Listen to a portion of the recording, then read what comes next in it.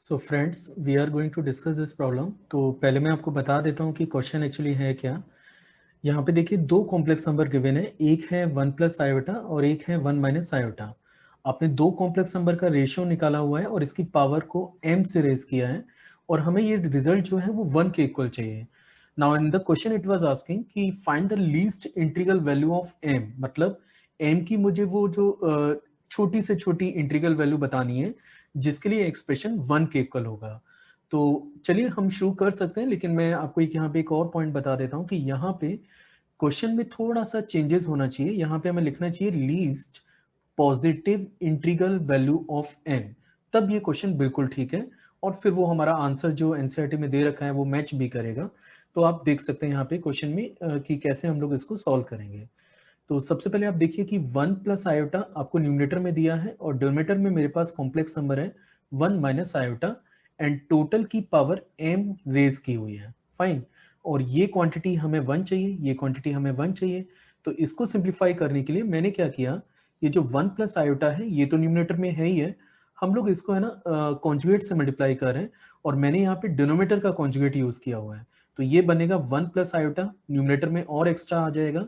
और डिनोमिनेटर की बात करें तो आपको दिखेगा 1 + i और डेट इज 1 - i। तो ये टर्म और ये टर्म को मैंने न्यूमरेटर और डिनोमिनेटर दोनों में मल्टीप्लाई करके रखा हुआ है और इसकी power m and that we need 1।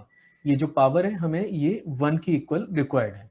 Fine, चलिए सॉल्व कर लेते हैं। तो न्यूमरेटर में हमें नजर आ रहा है 1 + i का होल स्क्वायर, ऐसा हम लोग लिख सकते हैं।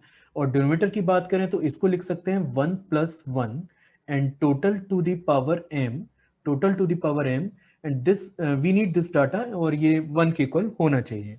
अब देखिए यहाँ पे मैं कुछ चेंजेस किया हूँ, तो वो मैं आपको समझा देता हूँ वो कैसे आ रहा है। सबसे पहले तो a + i को अगर आप मल्टीप्लाई करते हैं a - i से, तो इन दोनों का मल्टीप्लिकेशन बनता है a² + b² के। सो फर्स्ट ऑफ ऑल एक तो ये स्टेटमेंट है। दूसरा, अगर आप 1 + i के होल स्क्वायर को जब मैं नेक्स्ट स्टेप में ओपन करूंगा, तो मैं इसको ओपन करके दिखा देता हूं, तो ये आएगा 1 का स्क्वायर, देन आफ्टर i का होल स्क्वायर प्लस के 2 इंटू 1 इंटू i के। इट इज नॉट, हाँ this is 1, this is 1 and this is i के। ठीक है, तो हम लोग इसे लिख सकते हैं 1 - 1 प्लस 2 i। 1 से 1 कैंसिल हो गया और रिजल्ट हमें मिल रहा है 2 ऑफ i के।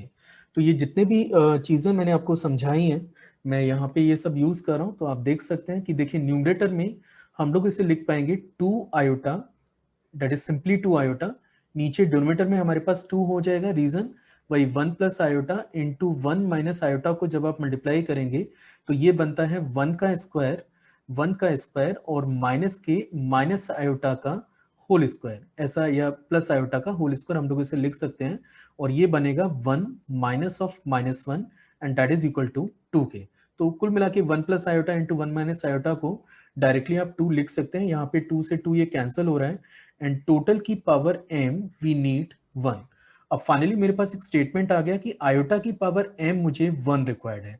अब देखिए अब शायद आपको वो समझ में आएगा कि मैंने आपको क्यों बोला था कि m की पॉजिटिव वैल्यू हमें रिक्वायर्ड है। अब जैसे मैं यहाँ पे m की जगह 0 डाल देता हूँ, तो आयोटा की पावर 0 ये भी 1 होता है। उसने ये तो नहीं बोला था कि आप पॉजिटिव इंटीग्रल वैल्यूज बताइए, उसने बोला था कि इंटीग्रल वैल्यू बताइए। तो m की जगह -4 भी आप डाल सकते हैं।